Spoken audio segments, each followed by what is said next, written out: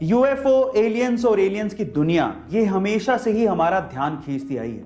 इस रहस्यमय दुनिया के बारे में हम हमेशा से ही और जानना चाहते हैं और हमेशा हम लोग यही मानते आए हैं कि एलियंस हमारी धरती पर आउटर स्पेस यानी कि बाहरी दुनिया से यूएफओ के थ्रू आते रहे होंगे। लेकिन आईसीईआर एक ऐसी संस्था जो कि एलियंस की दुनिया और यूएफओ के ऊपर रिसर्च करती है, उसके वाइस प्रेसिडेंट का यह कहना है कि एलियंस कहीं आउटर स्पेस से नहीं आते बल्कि समंदर की गहराइयों से आते हैं।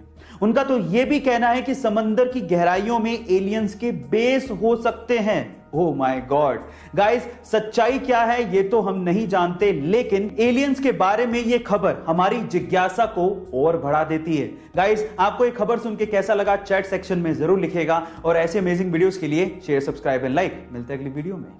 आजकल के बच्चे इतने स्मार्ट हो गए हैं कि पूछो मत। अब मैं ऐसा क्यों कह रहा हूं, जरा ध्यान से सुनिएगा। एक बार एक बच्चा टैक्सी में बैठ के बहुत सारी चॉकलेट खा रहा था, तो उसके बगल में बैठे एक बूढ़े आदमी ने उस बच्चे से कहा कि क्या तुम्हें पता है कि बहुत सारी चॉकलेट खाने से तुम्हारे दांत खराब हो सकते हैं। तो फिर उस बच्चे ने क्या कहा पता है? उस बच्चे ने कहा कि क्या आपको पता है कि मेरे दादाजी 132 साल तक जिए थे। तो उस बूढ़े आदमी ने कहा क्यों?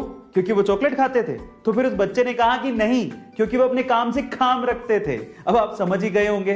गाइस, क्या आपने भी ऐसे स्मार्ट किड्स अपने आसपास देखे हैं? चैट सेक्शन में जरूर लिखेगा और ऐसे अमेजिंग वीडियोस के लिए शेयर, सब्सक्राइब एंड लाइक। मिलता है अगली वीडियो में। यह बात है 1998 की, जब पंकज त्रिपाठी थिएटर के साथ साथ एक होटल में काम भी किया करते थे ताकि उनका खर्चा निकल सके। उसी होटल में सत्ता मूवी के सिलसिले में मनोज वाजपेयी जी एक दिन के लिए रुकने आए, लेकिन जब वो होटल से निकले तो वो अपनी चप्पल रूम में ही भूल गए। वो चप्पल पंकज त्रिपाठी जी ने अपने पास ही रख ली। जब कुछ सालों बाद पंकज त्रिपाठी जी भी सफल हो गए और जब वो मनोज वाजपेयी जी से मिले तो उन्होंने इस इंसिडेंट के बारे में मनोज वाजपेयी जी को बताया और कहा कि उनकी चप्पल उन्होंने रख ली थी। तब मनोज जी ने कहा कि तुमने क्यों रख ली थी?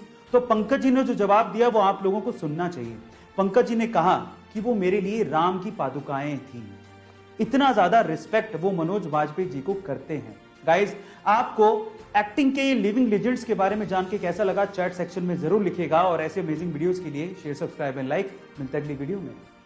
अभी हाल ही में न्यूजीलैंड के एक समुद्री तट फेयरवेल स्पिट पर 50 व्हेल्स आकर फंस गई।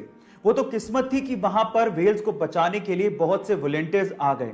सबसे पहले उन्होंने व्हेल्स को शांत किया, फिर उसके बाद अधिकतर व्हेल्स को समंदर में पहुंचा दिया।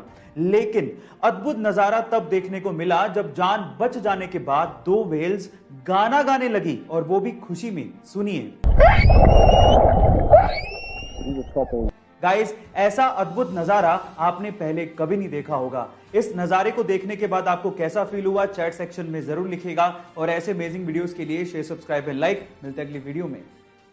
जब कुछ कर गुजरने की चाह हो तो रास्ते के कांटे कभी मायने नहीं रखते। कुछ ऐसी कहानी है महाराष्ट्र से दिल्ली आए लक्ष्मण राव जी की, जो कि लेखक बनना चाहते थे, लेकिन पैसों की कमी की वजह से उन्होंने चाय बेचना शुरू किया। जब आमदनी ठीक ठाक होने लगी तो उन्होंने पढ़ना लिखना फिर से शुरू किया। 37 की उम्र में उन्होंने 12वीं क्लास पास की, 50 की उम्र में उन्होंने बीए किया और 63 की उम्र में उन्होंने एमए किया। इसी दौरान उन्होंने बुक्स भी लिखी, लेकिन जब भी वो अपनी बुक लेके पब्लिशर के यहाँ पर जाते उन्हें बाहर का रास्ता दिखा दिया जाता। लेकिन उन्होंने हिम्मत नहीं हारी, बुक को छापने के रास्ते खुद से निकाले और आज वो 25 से ज्यादा किताबें लिख चुके हैं और उनकी किताबें फ्लिपकार्ट, अमेज़न जैसी साइट्स पर बिकती हैं। लंदन और अमेरिका के बहुत से बड़े अखबारों में, इवन बीबीसी तक में उनके आर्टिकल छपे हैं। आज लक्ष्मण जी को लोग चाय वाला कह के नहीं बल्कि लेखक जी कह के बुलाते हैं। आपको इनकी कहानी सुन के कैसा लगा कमेंट सेक्शन में जरूर लिखेगा और ऐसे अमेजिंग वीडियोस के लिए शेयर, सब्सक्राइब एंड लाइक। मिलते हैं अगली वीडियो में।